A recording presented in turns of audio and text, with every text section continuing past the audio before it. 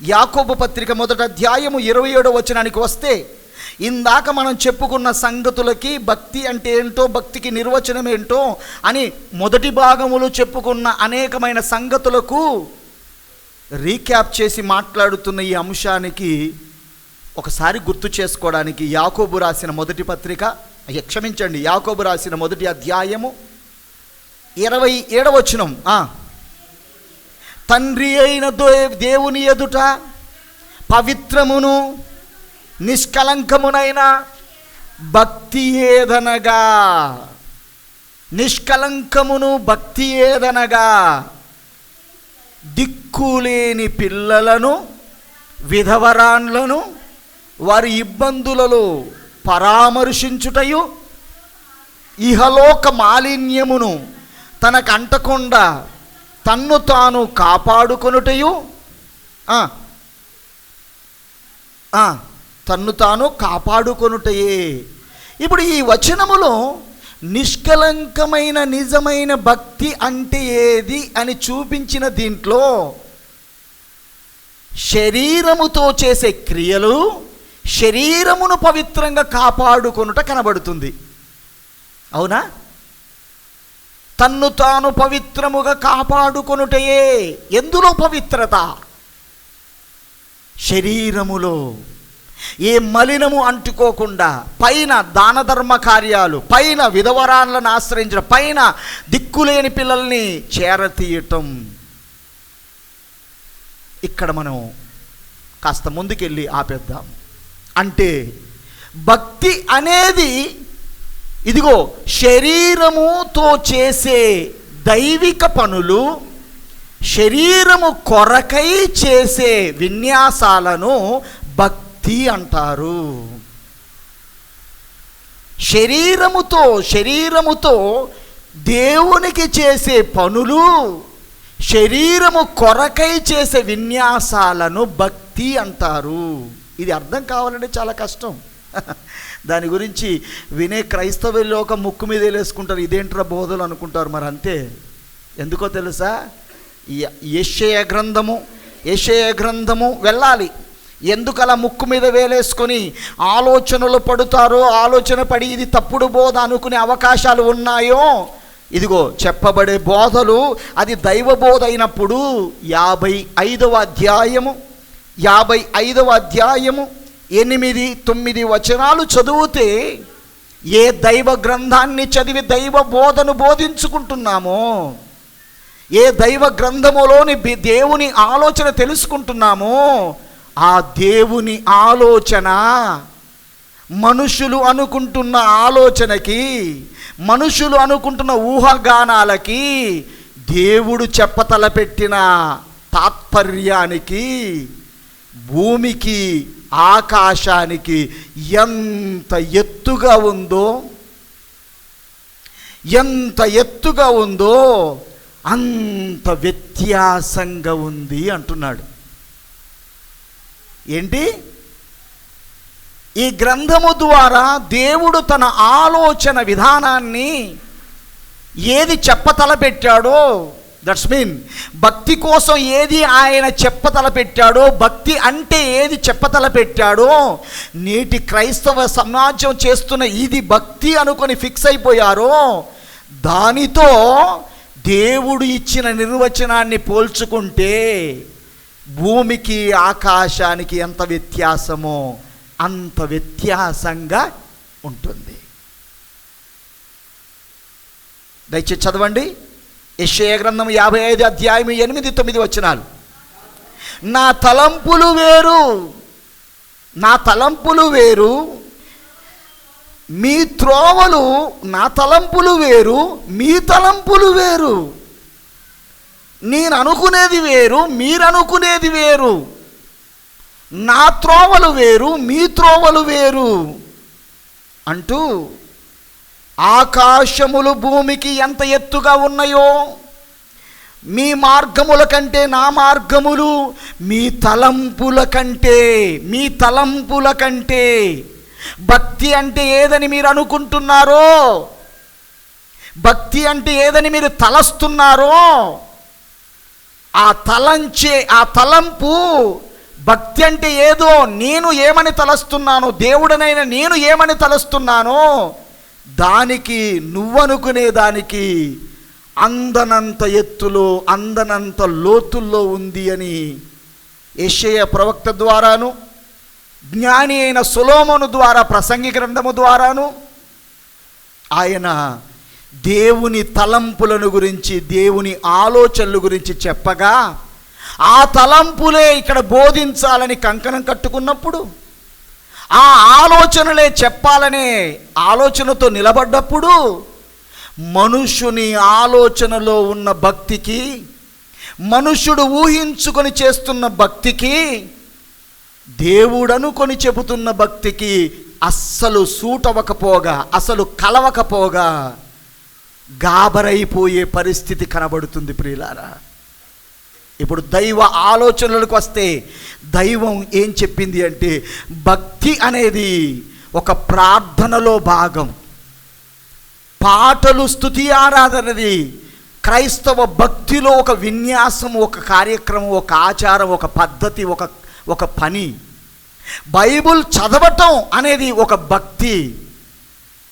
ఆదివారం నాడు క్రమముగా రావటం అనేది ఒక భక్తి.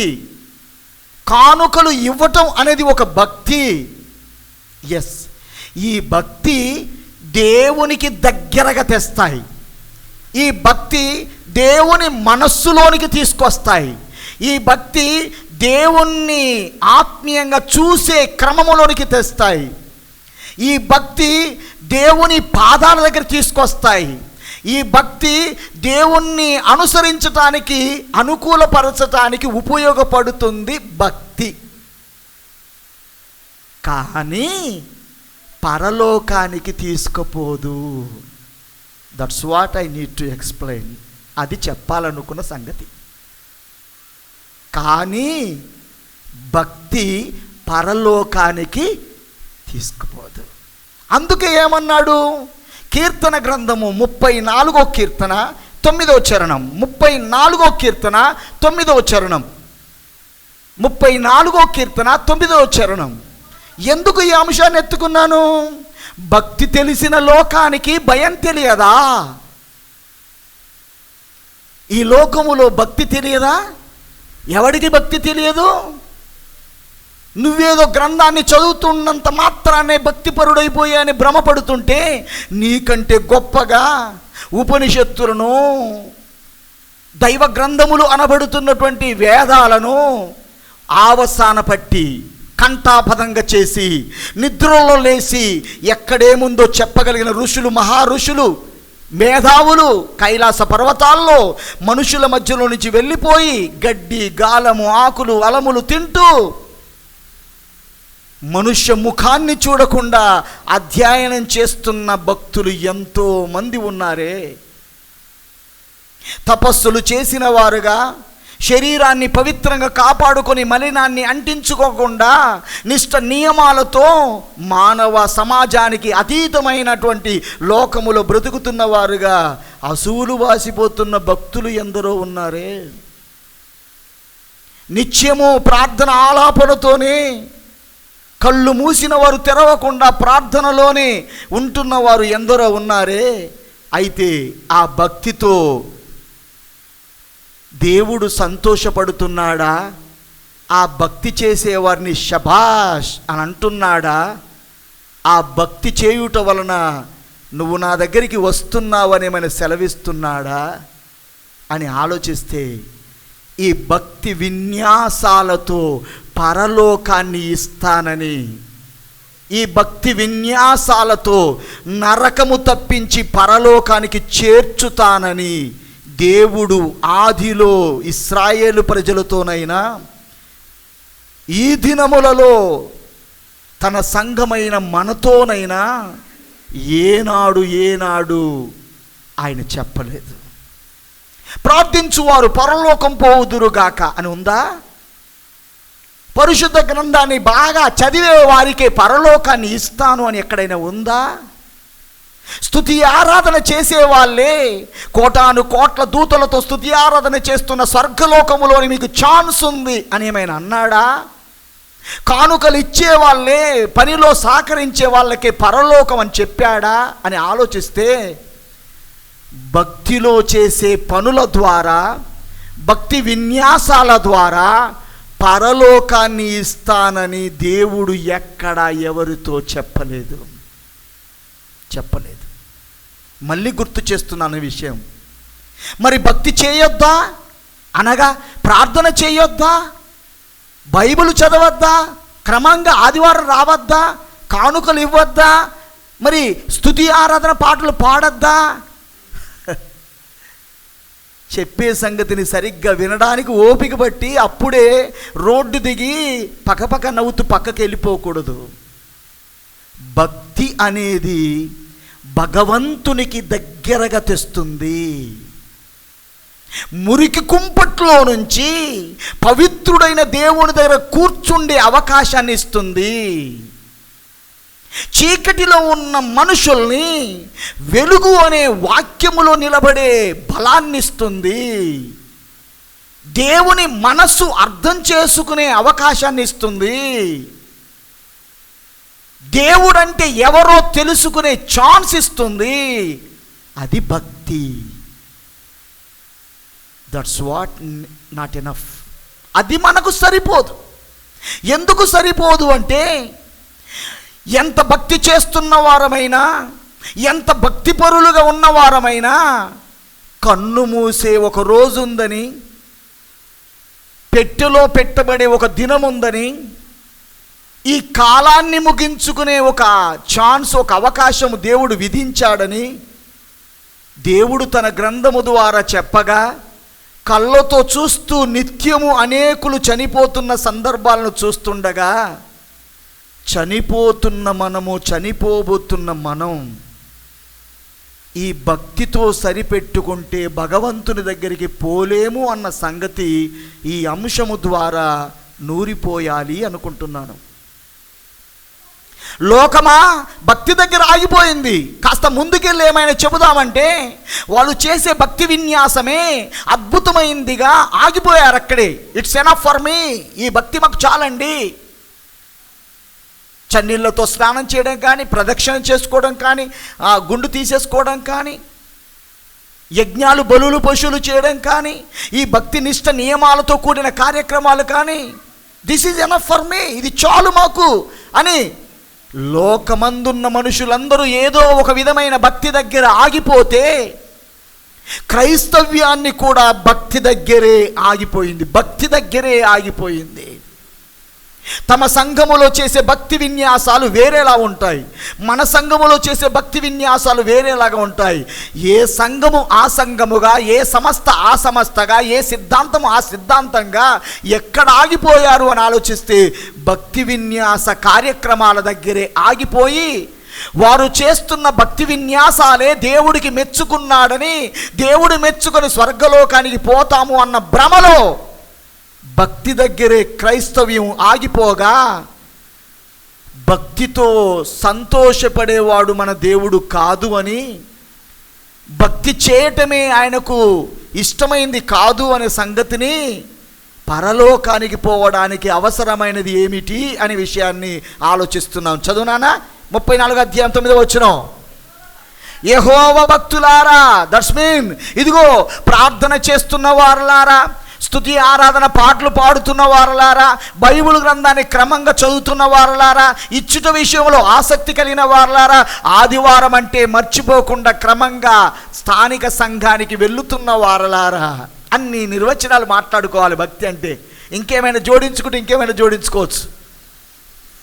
అందులోనే ఉపవాస దీక్షలతో ప్రార్థన చేస్తున్న వారలారా అనుకోవచ్చు కదా.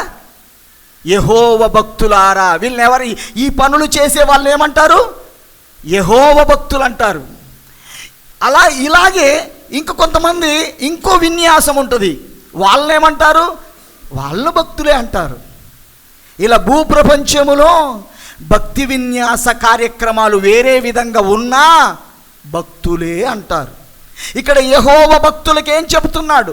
బైబిల్ భక్తులకేం చెబుతున్నాడు? బైబిల్ను అనుసరించి దేవుని పట్ల దేవుని పక్షముగా చేస్తున్న ఈ పనులు చేస్తున్న వారికి ఏమని చెబుతున్నాడు అని ఆలోచిస్తే, యెహోవా భక్తులారా ఆయన యందు భయభక్తులు ఉంచండి. వేరువేరుగా కాదు, యెహోవా భక్తులారా ఆయన యందు భయభక్తులు. అంటే నాకు ఒక్కటి కాదయ్యా, ఒకటే నువ్వు భక్తి కలిగి ఉండడం కాదయ్యా, ఈ భక్తికి ముందుగా భయాన్ని ఉంచండి అన్నాడు. భయాన్ని ఉంచండి అన్నాడు. పెద్దలేమన్నారు? చిల్లర పిల్లరగా తిరుగుతున్న పిల్లలను చూసి పెద్దలేమన్నారు? ఒరేయ్, భయం భక్తి లేదురా నీకు అని గద్దించాడే బుద్ధి చెప్పడానికి. గద్దించి బుద్ధి చెప్పి భయం భక్తి లేదురా అని ఒక సామెతగా వాడిన ఆ పెద్ద మనిషికి అసలు భయాన్ని గురించిన సందర్భం తెలుసా? భయాన్ని గురించిన ఆలోచన ఏమైనా తెలుసా? భయం లేదు, భక్తి లేదు అంటే, భక్తి అంటే పూజా కార్యక్రమాలు చేయట్లేదు, శుద్ధి సువర్ణం కోసమే స్నానం చేయట్లేదు, కాస్త నిష్ట నియమాలతో పండుగ ఆచార పద్ధతులు పాటించట్లేదు, చెప్పులు వేసుకొని ఇంట్లోకి వస్తున్నావు, చెప్పులు వేసుకొని దేవుని గుళ్ళకి పోతున్నావు, స్నానం చేయకుండానే దేవుణ్ణి ముట్టుకుంటున్నావు అని భక్తిని గురించిన ఆలోచన చెప్పడానికి భయం లేదు, భక్తి లేదు అనుకుంటున్న లోకం ఈ భయం అంటే ఏదో తెలియకుండా పోయింది. ఆ తెగలో నుంచే ఆ భక్తి అంటే ఏదో తెలియక, క్షమించండి, భయం అంటే ఏదో తెలియక భక్తి చేయడానికి అలవాటు పడిన ఆ సంస్కృతిలో నుంచి క్రీస్తులోనికి వచ్చిన వారుగా, యెహోవాలోనికి వచ్చిన వారుగా, బైబిల్ గ్రంథములోనికి వచ్చిన వారుగా కాస్త ఈ భక్తిని విధానం మార్చుకున్నాడే కానీ, పద్ధతి మార్చుకున్నాడే కానీ, పదాలు మార్చుకున్నాడే కానీ, దానికి ముందు భయాన్ని గురించి క్రైస్తవ్యానికి కూడా తెలియకుండా చేసిన దౌర్భాగ్యపు రోజుల్లో క్రైస్తవ్యాన్ని పట్టి పీడిస్తున్న చీడపురుగు దుష్టుడైన అపవాది. దయచేసి మరొక సందర్భాన్ని చదవండి. కీర్తన గ్రంథము 22వ కీర్తన 23వ చరణం. క్రైస్తవ్యం అనేది భయభక్తులు కలిగినది. క్రైస్తవ్యం లోకానికి భక్తి లేదని కాదు. అందుకే పౌలు భక్తుడు అన్నాడు, మీరు భక్తి చేస్తున్నారు, you people are worshipping god but you don't know who to worshipping god. మీరు దేవుణ్ణి ఆరాధిస్తున్నారు, మీరు భక్తి చేస్తున్నారు, కానీ మీరు ఏం భక్తి చేస్తున్నారో మీకు తెలియదు. వాళ్ళకు తెలుసు, భక్తి చేయడం తెలుసు, భక్తి చేస్తున్నారు, కానీ ఎవరికి పట్ల భక్తి చేస్తున్నారో తెలియదు, ఎందుకు చేస్తున్నారో తెలియదు. అదే నేను మీకు చెప్పడానికి వచ్చాను అని పౌలు భక్తుడు అంటున్నాడు. చూసావా, భక్తి ఉంది, భక్తి ఉంది, కానీ ఏం లేదు, భయం లేదు. చదువు నాన్న దయచేసి త్వరగా. యెహోవా యందు భయభక్తులు గలవారలారా ఆయన స్తుతించండి. ఏంటి, ఎవరు స్తుతించాలి, ఎవరు పాడాలి, ఎవరు స్తుతించాలి, ఎవరు పాడాలి? భయభక్తులు గలవారలారా యెహోవాను. అసలు నీకు భయమే తెలియదు.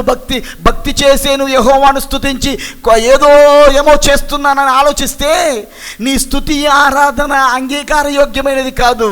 యెహోవా యందు భయభక్తులు గలవారలారా ఆయనను స్తుతించండి. మలాకి గ్రంథం 3వ అధ్యాయం 16వ వచనం. ఎందుకు ఆయన ఈ రెండింటిని కలిపి ఇంత బాగా చెబుతున్నాడు?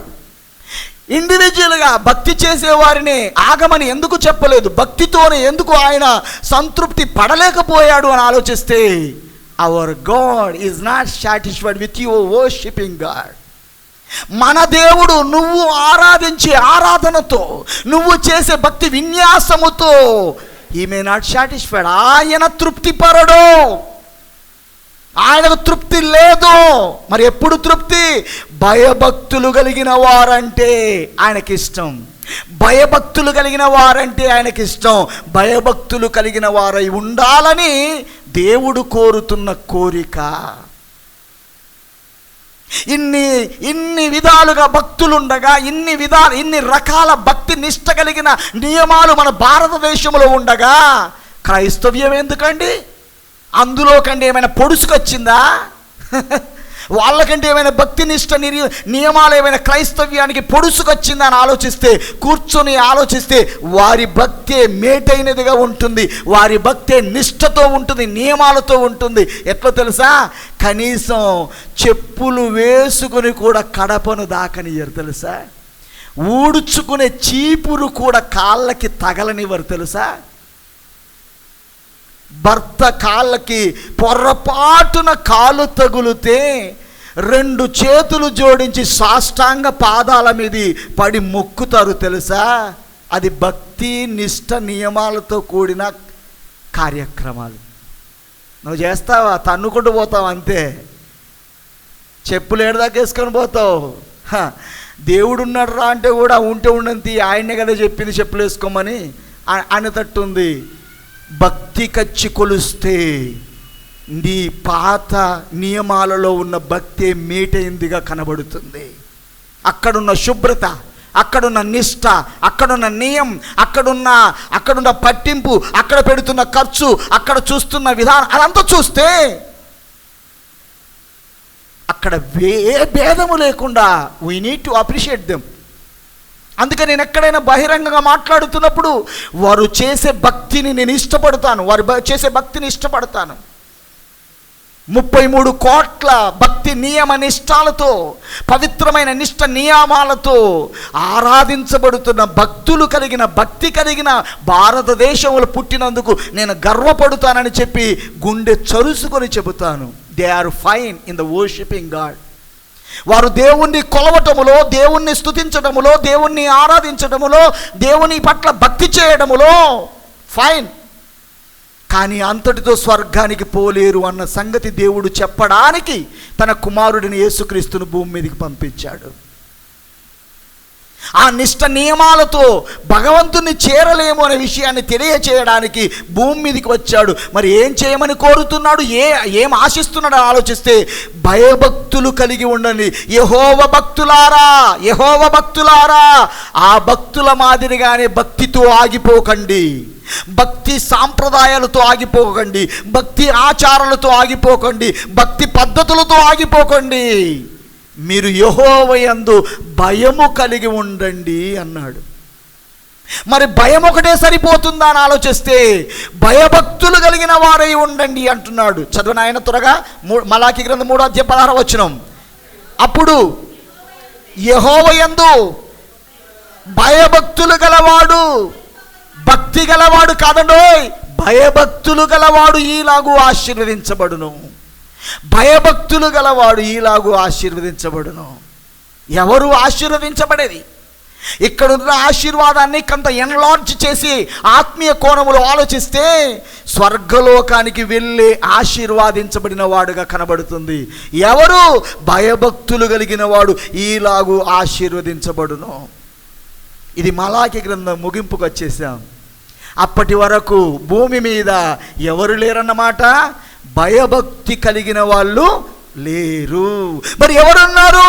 భక్తులున్నారు, భక్తి కలిగిన వాళ్ళు ఉన్నారు, కానీ భయపడేవారు లేరు. దయచేసి లూకాసు వార్త 23:40 మలాకి గ్రంథం, మలాకి ప్రవక్త వరకు ఆలోచిస్తే భక్తి గలవారు ఉన్నారు, భక్తి నిష్ఠతో బలులు అర్పిస్తున్నారు, భక్తి నిష్ఠతో దహన బలులు అర్పిస్తున్నాడు, యజ్ఞాలు అర్పిస్తున్నారు, కోడదూడలను అర్పిస్తున్నారు, నిష్ఠ నియమాలతో సబ్బాతును పాటిస్తున్నారు. 7వ దినమున ఏ పని చేయకుండా దేవుని పట్ల నిష్ఠ నియమాలతో దేవుని యొక్క ధర్మశాస్త్రానుసారంగా పూజా కార్యక్రమాన్ని జరిపిస్తున్నారు. అయితే మలాకితో కూడా చెప్పించాడు. ఏమని చెప్పించాడు? యెహోవా యందు భయభక్తులు గలవారే ఆశీర్వదించబడతారు అని చెప్పాడు. అప్పటికి ఆశీర్వాదం కొరకైనా యెహోవా యందు భయభక్తులు ఉంచటానికి ఇష్టపడిన మానవ సమాజానికి, భయం అంటే ఏందో అర్థం కాని మానవ సమాజానికి 400 సంవత్సరాలు వెయిట్ చేశాడు యేసుక్రీస్తు వారు. 400 సంవత్సరాలు సైలెన్స్గా ఉన్నాడు.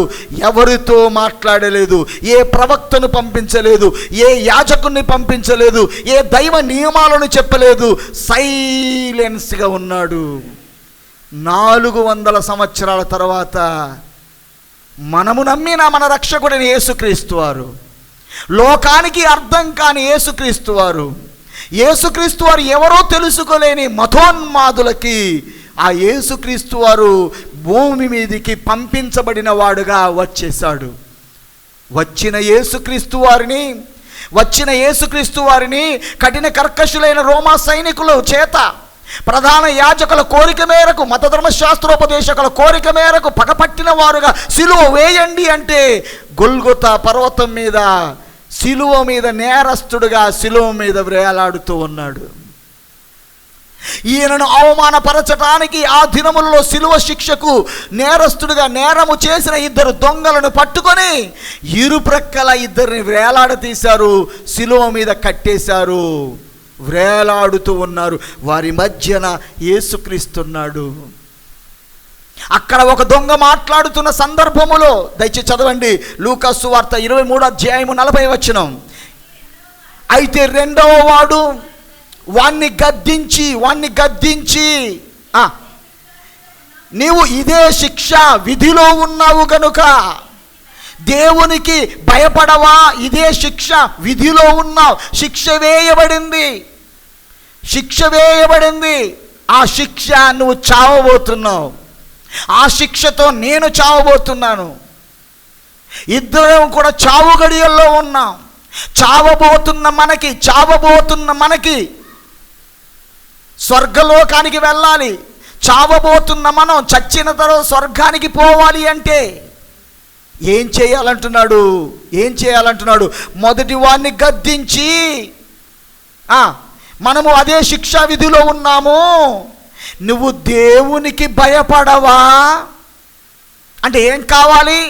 యేసుక్రీస్తు ద్వారా భూమి మీద ఉన్న మనిషి ఏం కావాలని ఒక దొంగకు అర్థమైన దొంగకి స్వర్గాన్ని ప్రాప్తించాడో, అర్థమైన దొంగకు నేడే నాతో పాటు పరదైసులో ఉండమని అన్నాడో, ఆ పరదైసులో నువ్వు ఉండాలనుకున్నా, ఆ పరదైసులో ఉన్నవారుగా స్వర్గలోకములో కన్న తండ్రికి వెళ్ళాలనుకున్నా, భూమి మీద చివరి గడియ వరకు, భూమి మీద నీ ప్రాణం పోయే వరకు ఉండాల్సిందేంటో తెలుసా?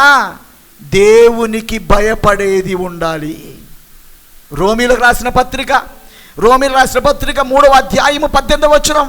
ప్రియమైన దేవుని బిడ్డలారా, దేవునికి భయపడడం ఉండాలి. అంటే ఏముంది? భక్తి ఉంది కానీ భయం లేదు. ఒకవేళ భక్తే స్వర్గలోకానికి తీసుకుపోతుంది అనుకుంటే, భక్తి లేకపోతే పరలోకం పోడు అనుకుంటే, సిలువ మీది దొంగ భయపడని వాడికి దేవుడికి భయపడమని చెప్పినప్పుడు ఇతడు దేవునికి భయపడుతున్నవాడుగా కనబడుతున్నాడు. దేవునికి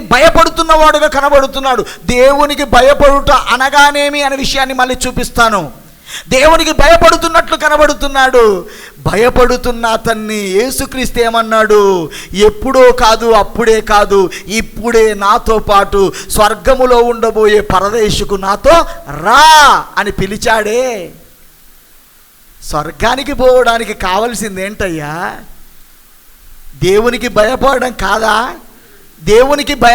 కాదా స్వర్గానికి పోవడానికి? ఆ భయాన్ని గురించి స్వర్గానికి వెళ్ళవలసిన భక్తులకి దేవునికి భయపడుట అనే విషయం తెలియదు. చదువు నాన్న, రోమీ రాసిన పత్రిక 3:18. వారి కన్నుల ఎదుట భక్తి ఉంది కానీ భయం లేదు. అనగా అనాథ పిల్లల్ని ఆశ్రయించటం ఉంది, విధవరాళ్ళను చేరదీయటం ఉంది, దాన ధర్మాలు చేయటం ఉంది, ప్రార్థనలు చేయటం ఉంది, నిష్ఠ నియమాలతో ఆరాధించడం ఉంది, నిష్ఠ నియమాలతో గ్రంథం చదవటం ఉంది, నిష్ఠ నియమాలతో ఆదివారం రావటం ఉంది. ఎవ్రీథింగ్ ఈజ్ ఫైన్, అంత బాగానే ఉంది. కానీ వారి ఎదుట ఏం లేదు? భయం లేదు. భయం లేకపోతే ఏమవుతుంది? ఇంతకుముందు చదివిన వచనంతో పోల్చుకుంటే భయం లేకపోవటం వలన భయం లేని వాడి కాళ్ళు చేతులు నరికి కిందికి దించి సమాధిలో పెట్టబడి ఎక్కడికి వెళ్ళాడో ఆ సంగతి తర్వాత ఆలోచిస్తాం. కానీ అదే భయపడుతున్న వ్యక్తికి వెంటనే అదే సమయంలో నాతో పాటు విశ్రాంతి కలిగిన పరిశుద్ధులు ఉన్న అబ్రహాము ఉన్న అదిగో ఆ పరదేశులోనికి రా అని యేసుక్రీస్తు వారు తీసుకుపోయిన భాగ్యం, యేసుక్రీస్తు వారు తీసుకుపోయిన అద్భుతమైన అవకాశం దేంట్లో నుంచి వచ్చిందయ్యా? దేంట్లో నుంచి వచ్చింది? భయపడుట వలన వచ్చింది. అందుకే అంటున్నాడు, వారి ఎదుట దేవుని భయము లేదు. ఏముంది? భక్తి ఉంది కానీ భయం లేదు. అంటే భయం లేదు అంటే రెండు విషయాలు బాగా జాగ్రత్తగా ఆలోచించాలి. ఒకవేళ పిల్లవాడు అలా పరిగెడుతున్న పాము తోక పట్టుకోవాలని వెనక పరిగెడుతున్నాడు అనుకో, అది చూసినవరే నీ కొడుకులా పామును పట్టుకోవడానికి పరిగెడుతున్నాడు అంటే ఆ తల్లి జంకుమని గబక్కన కుమారుణ్ణి ఎత్తుకొని ఒక్క నిమిషంలో చచ్చిపోదు కదరా అని అప్పటి నుండి నూరిపోస్తుంది. ఏమని? పాము చంపేది ముట్టొద్దు, పట్టుకోవద్దు. ఆడు పెరిగిన తర్వాత తాడు కదిలిన పాముని ముట్టుకోడిగా.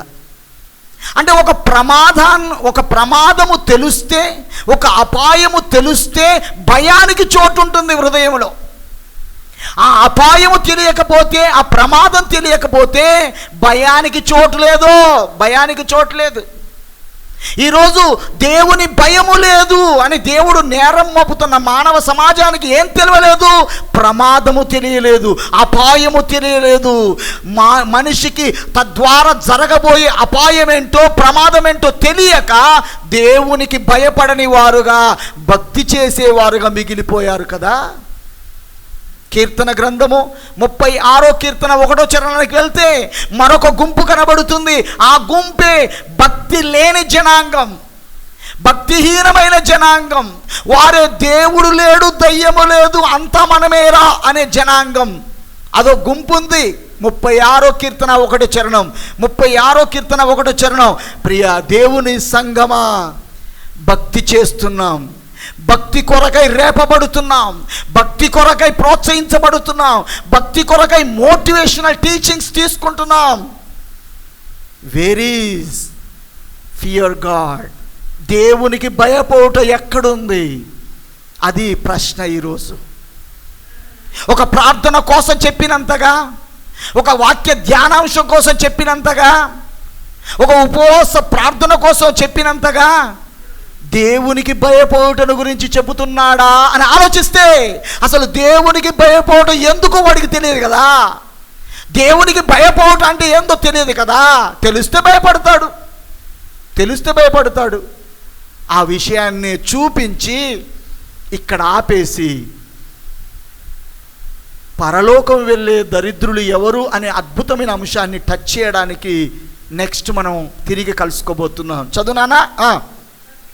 నెక్స్ట్ అనే మాట చెప్పలేదు అనుకో, ఒక్క గుండె గుబీలు అనిపోద్ది. అమ్మ బాబాయ్ మళ్ళీ ఇప్పుడే మొదలు పెడతాడు, 12 అయిపోయింది అనుకుంటారు. లేదు, చెప్పను. మీరు చెప్పమన్నా నేను చెప్పను, ఎందుకంటే మీ ఓపికను నేను పరీక్షించను. చదువునానా?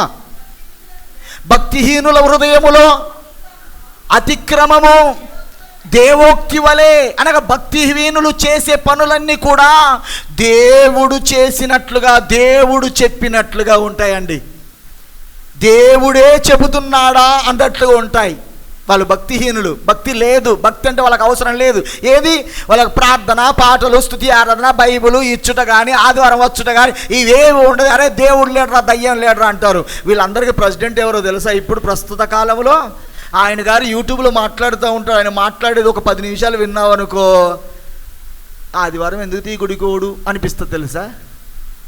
ఆయన గారు మాట్లాడుతూ ఉంటాడు, వింటూ ఉంటే అలాగే విస్తుపోతుంటావు. 16 భాషలు వస్తూ ఉంటాయి, సూపర్గా మాట్లాడుతూ ఉంటాడు. ఇక్కడ ఉండడు, ఆస్ట్రేలియా దేశంలో ఉంటాడు, యూట్యూబ్లో మాట్లాడుతూ ఉంటాడు. తెలుగు జనాంగాన్ని అందరికీ దేవుడు లేడరా, దయ్యం లేడరా, అంతా మనమేరా అని చెప్తూ ఉంటాడు. ఆయన ఎవరో మీరు చూసుకోండి. ఎలా మాట్లాడు తెలుసా? శృతి మెత్తగా, నిదానంగా అలా పడితే భూమి ఎలా పుట్టిందో తెలుసా? విస్ఫోటనం కలిగింది, డబాల్మనో శబ్దం వచ్చింది, ఆ శబ్దంలో నుంచి భూమి కలిగింది, భూమి పక్కకు పోతే నీళ్ళు వచ్చినాయి అని చక్కగా చెప్తూ ఉంటాడు. వింటూ ఉంటే అట్లనా, దేవుడు చేయలేదా, ఓ శబ్దం కలిగిందా, టపాల్మందా అని అనుకుంటాడు. వాడి పేరే దేవుడు లేడైన నాస్తికుడు. ఇక్కడ బాగుంది. అదో గుంపు ఉంది. ఆ గుంపు విషయంలో కూడా ఏమంటున్నాడు చదువునాన్న, ఆ గుంపుకు కూడా ఏం కావాలంటాడు చదువునాన్న త్వరగా. వారి దృష్టి ఎదుట అంటే భక్తి గల వారికి భయం లేదు, భక్తి లేని వాడికి కూడా భయం. దేవుడు కోరుతున్న ఏంటో తెలుసా? భక్తి గలవాడికి భయం కావాలి, భక్తి లేని వాడికి కూడా భయం కావాలి.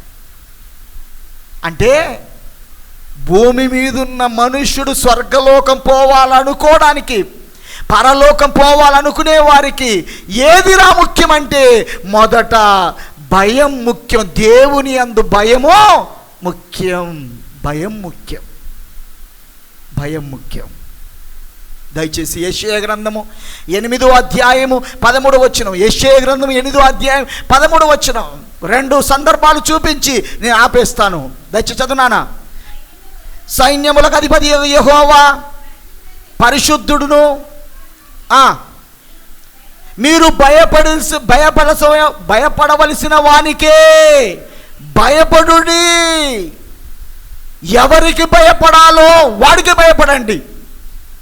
ఎవరికి భయపడాలో వాడికే భయపడండి. భక్తి చేయకపోతే చంపేస్తా అన్నాడు. నువ్వు భక్తి చేయకపోతే, పూజ చేయకపోతే, యజ్ఞాలు అర్పించకపోతే మొత్తం ముఖం మీద పుండ్లు చేస్తా అన్నాడు. వాడు భయపెడుతున్నాడు కదా. భక్తి చేయకపోతే సలిజేరం వస్తుంది బిడ్డ అన్నాడు. భక్తి చేయకపోతే నీ కొడుకు లేవడు అన్నది. ఇలా భయపెడతా ఉన్నాడు. దేన్ని? శరీరాన్ని చంపేవాడికి భయపడకండి.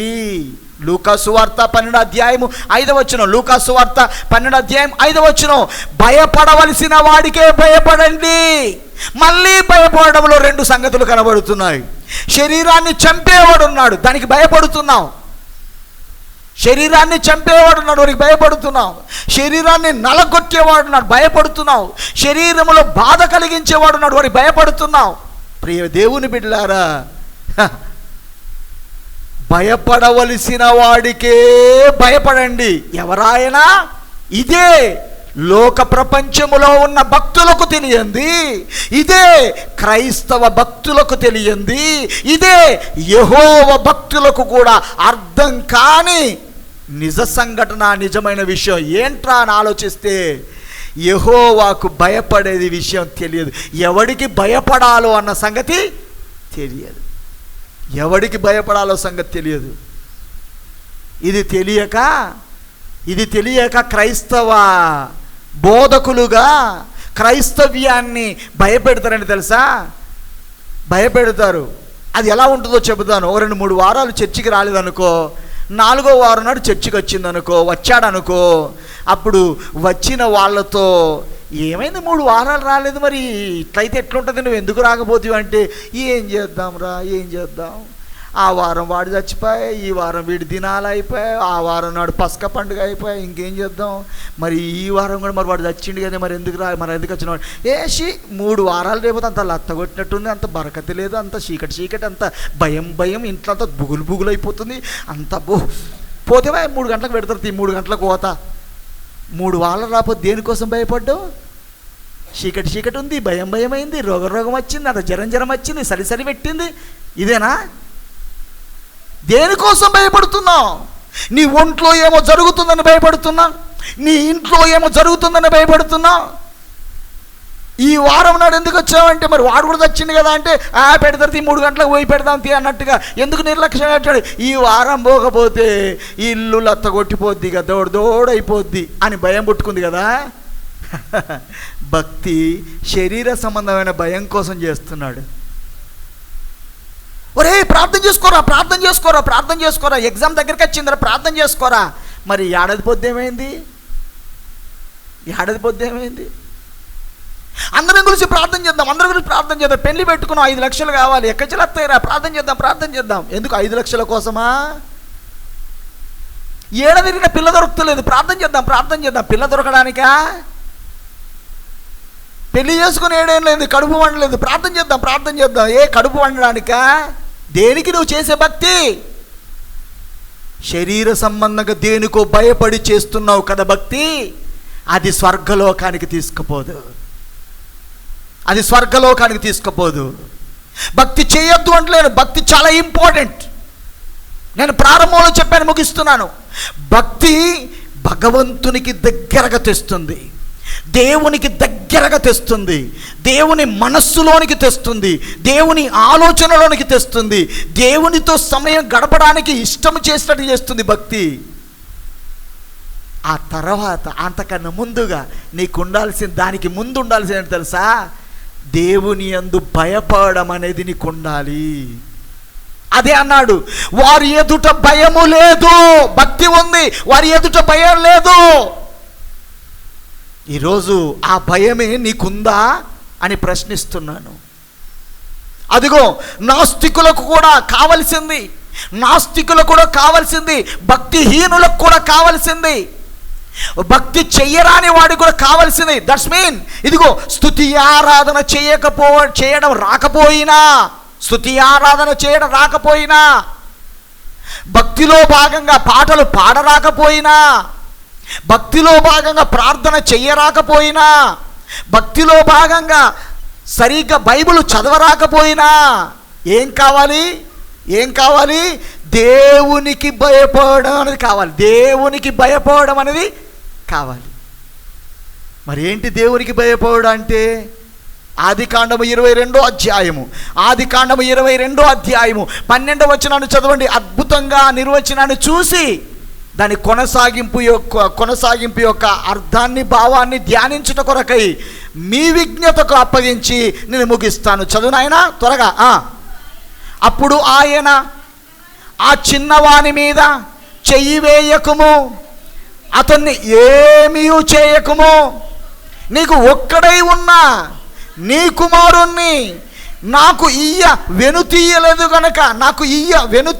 గనుక నువ్వు దేవునికి భయపడువాడవని ఇందువలన నాకు అనబడే దేవుడని నాకు కనబడుతుంది.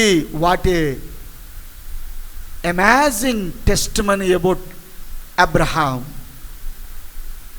ఎంత అద్భుతమైన సాక్ష్యాన్ని దేవుడు ఇస్తున్నాడండి. ఇందువలన నాకు, దేవుడైన నాకు నువ్వు భయపడుతున్నావని కనబడుతుంది. ఎందువలన?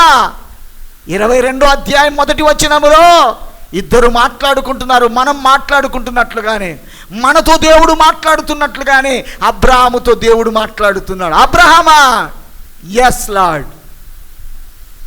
బాగున్నాడా కొడుకు? సూపర్. వృద్ధాప్యంలో ఇచ్చావు కదా, టెన్షన్ లేదు, ఇంకా నా ఆస్తికి వారసుడు లేడనే భయం లేదు నాకు, ఇంకా నా ఉన్న ఆస్తికి అంతా వారసుని ఇచ్చేసావు.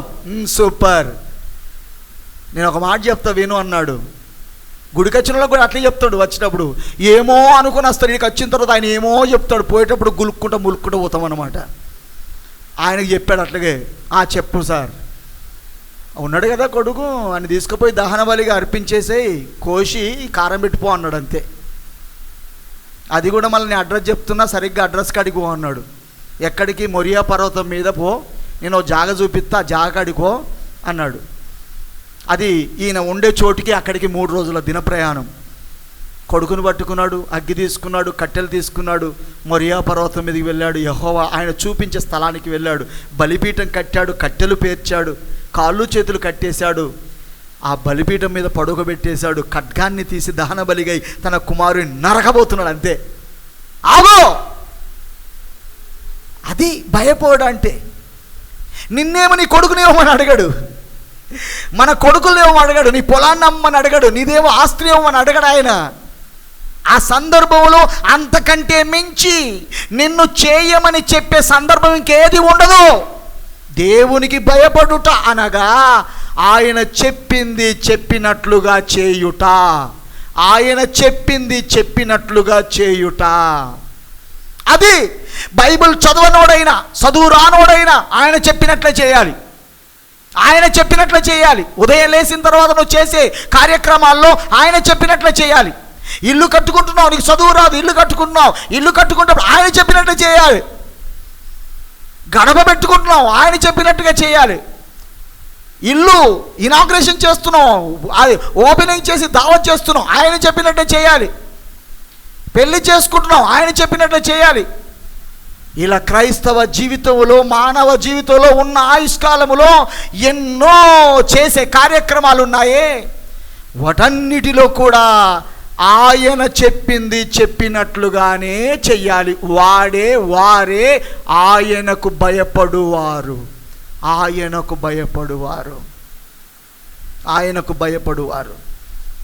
అంటాడు, ఆయనకు భయపడు వారి మీద ఆయన కనికరము చూపుతాడు. ప్రియమైన దేవుని బిడ్డలారా, ఈరోజు భక్తి చేస్తున్నాము కానీ ఆయనకు భయపడుతున్నామా? అనగా ఆయన చెప్పినట్లుగా చేస్తున్నామా? అది క్వశ్చన్. ఆయన చెప్పినట్లుగా చేస్తున్నామా? అపోస్తుల కార్యములు 3వ అధ్యాయము చివరి వాక్యము. అపోస్తుల కార్యములు 3వ అధ్యాయము. ఆయన చెప్పినట్లుగా చెయ్యాలి. భూమి మీదికి యేసుక్రీస్తు వారు వచ్చినందుకో తెలుసా? దేవుడు చెప్పినట్లుగా చేయటం నేర్పించటానికి వచ్చేశాడు. వచ్చిన యేసుక్రీస్తు వారు తినమని చెబుతుంటే కూడా, సమరయ పట్టణములో తినమని చెబుతుంటే కూడా, నా తండ్రి ఒక పని చెప్పాడు, ఆ పని చేస్తానే కానీ తిననయ్యా అన్నాడు. అయ్యా తినవయ్యా, ఆకలి అవుతుంది. లేదు నా డాడీ ఒక పని చెప్పాడు, ఆ పని చేయడానికి వచ్చాను. ఆయన చెప్పినది చేయడానికి వచ్చాను. ఆయన చేయమన్నది చెప్పడానికి వచ్చాను.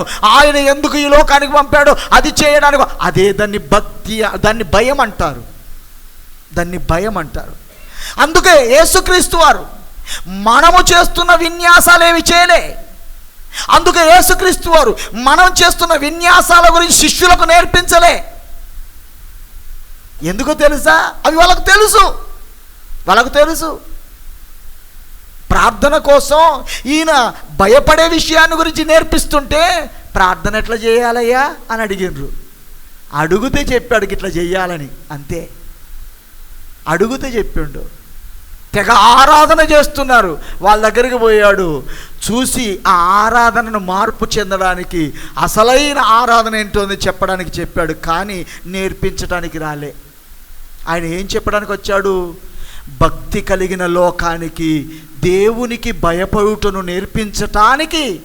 యేసుక్రీస్తు వారు భయపడ్డవాడుగా, దట్స్ మీన్ యేసుక్రీస్తు వారు తండ్రి చెప్పింది చెప్పినట్లుగా చేసిన వాడుగా, తూచా తప్పకుండా చేసిన వాడుగా, పల్లెత్తు మాట కూడా తండ్రి మాట జవదాటని వాడుగా, చివరికి ప్రాణం ఇచ్చటపడి కూడా ఆయన మాట కాదనని వాడుగా, దేవునికి భయపడిన వాడుగా, తండ్రికి భయపడిన వాడుగా, స్వర్గలోకానికి ఆరోహణమైన వాడు యేసుక్రీస్తు ఒక్కడే.